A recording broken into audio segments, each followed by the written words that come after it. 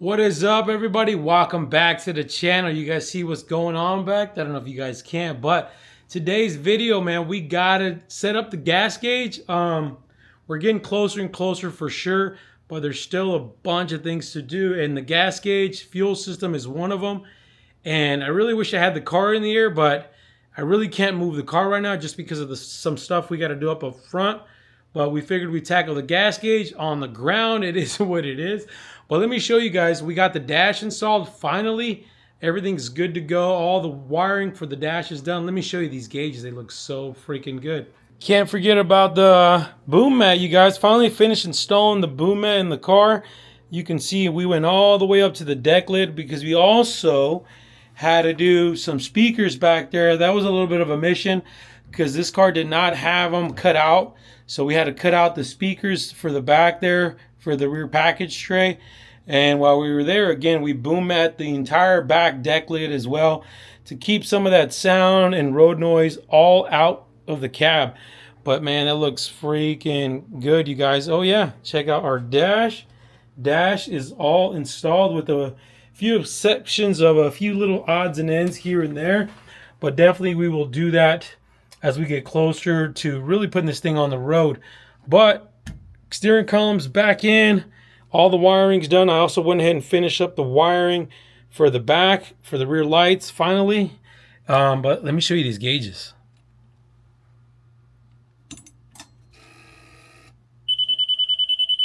This thing's gonna yell at me, you guys, because none of the stuff is set yet as far as the sensors go. Let me shut this off. See, that's our fuel. Also doesn't know our fuel, but these things look so good, you guys. See if I can, look at that. That looks sick, huh? Radio's working as well. That looks so freaking good. But today's video, we got to set up the gas gauge, and I went with something different just because we have a different gas tank that we normally do, and I'm a big fan of technology, and let me show you what I mean by that. That little guy right there is what's going to read our gas. Check that out, you guys. This is pretty new. It's from Holley. They're calling it the Easy Level Sender.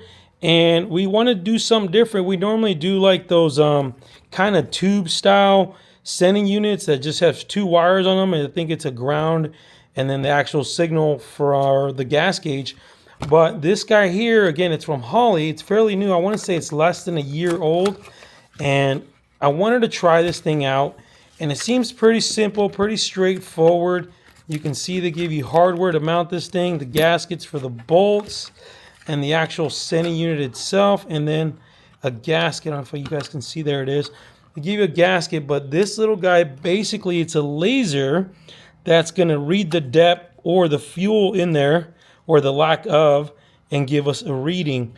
So it's really just three wires. It's ignition power on, the gauge wire, which is normally brown from the actual gauges, and then just the ground wire itself. So you're going to need to run a ground and then ignition on power, and then these little guys in here actually have like these little dip switches / settings, so that way we can calibrate this thing. So what I'm going to do is I'm going to set this in the tank, and there's a lot of different ways you can calibrate this thing.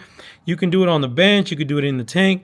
I already have the tank down, so I'm going to do it in the tank. We're going to kind of set it with the gasket in there, so we have a true depth to the gas tank. So make sure we can kind of calibrate this thing. But let me go ahead and throw it in there, and I'll show you guys what we're talking about. Let me show you guys what I got going on. You can see I got the tank on the ground. We had to remove the back exhaust here, just where it dumps off right here. But good thing we got the V-bands, pretty simple. 2 bolts and it's out. So that way we can get the gas gauge out, or I should say the gas tank out, because it's just a lot easier to do it this way. And again, we've already got our wires ran. We got everything pretty much ready to go here. I did a lot of work right before we started this video, so you guys don't have to sit through all that. But you can see we have this different kind of gas tank here. I want to say this is hot rod or Valley hot rod tanks. I want to say this is the tank that comes with the roaster shop chassis that's built around the chassis. But you can see we got our fuel pump coming in here, but over there, that's where the actual sending unit's going to live. So we got to take these bolts out real quick and take this little basically plug out. But let me do that. I got a flathead. Man, who uses flathead bolts anymore? But anyways, we're going to take that out, and then we'll set this guy, just sit it on top, kind of sit there like that, obviously here, and then try to calibrate it that way.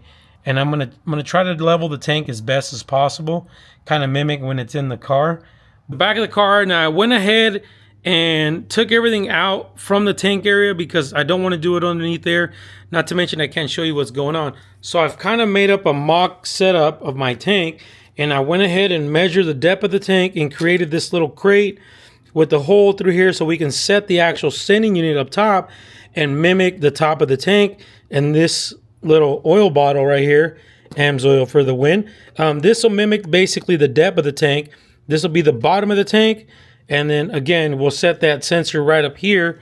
So that way we actually know our depth without you having to have the tank or even be underneath the car.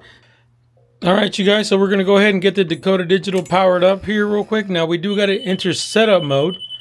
Oh, almost forgot. You got to hold the switch down and then turn the key on to hit setup mode. I really can't do that with one hand. One sec. Once you guys have got this thing in the setup mode, you're going to want to go into the fuel and then set up the fuel level sensor. And you're going to select input, and then you're going to select 0 to 90 ohms. And then we're going to go back to our sending unit.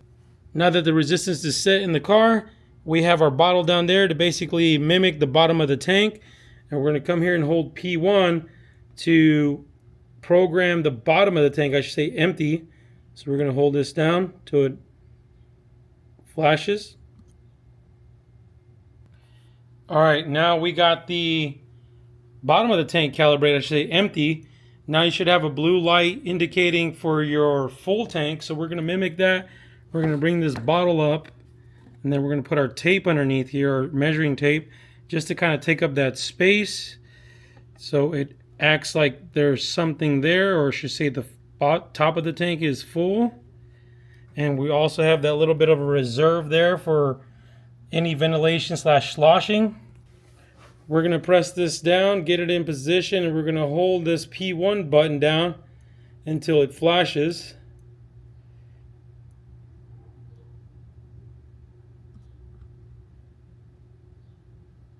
That should save right there, you guys. You should have those 3 red lights that flash. If they did not flash, it definitely did not save. Now it's back in standby mode. So in theory, that should read full tank right now. So let's go check the car. So you can see at the car, we're definitely reading about 90 ohms. And that little guy is going to move nice and slow. I've noticed that the gauge on here on the Dakota Digital moves super slow. It's moving, but it's definitely reading 90 ohms from the actual sensor. And that's really what we're doing is we're taking that sensor and we're giving it a ohm resistance to whatever your gauges or your particular dash setup basically requires. And then the Dakota Digital is super flexible, so it allows you to really pick any different ohm resistance and stuff like that. But that should give us basically a good indication of full tank, empty tank. But you can see now it's finally starting to creep up there.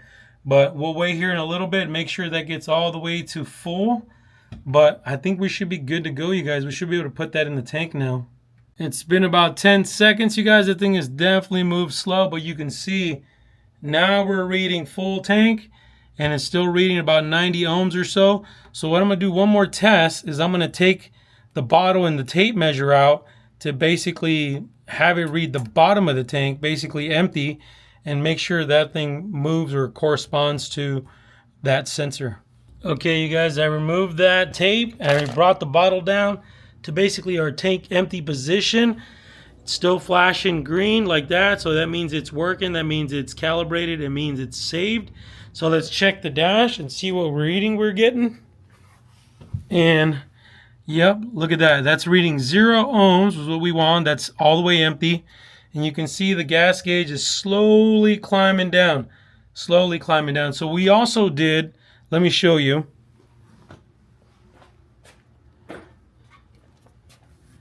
So for purposes of calibrating this thing, these got a couple little dip switches in here.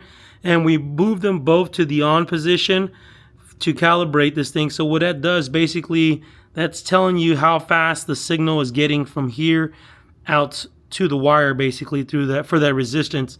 So you want to set them to the on position, so that way you can basically get that reading that much faster. But we'll put them back to the off position, so that way it's a little bit more accurate and it responds.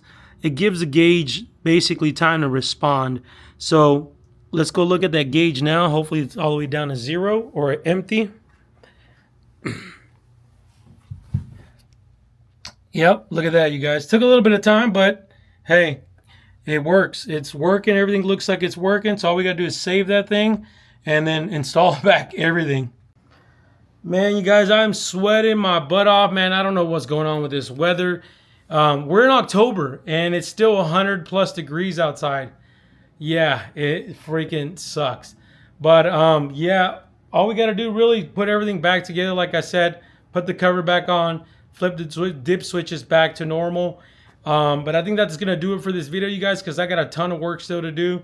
I still got to plumb the whole fuel system. We haven't done any of the fuel system lines, fuel filter, all the wire and tuck, everything as well. Not to mention the ventilation system for the tank. So we got lots of stuff to do. But guys, do me a favor, hit the thumbs up, hit the subscribe button, hit the like button, and hit the bell for notification. You guys already know. Stay wrenching.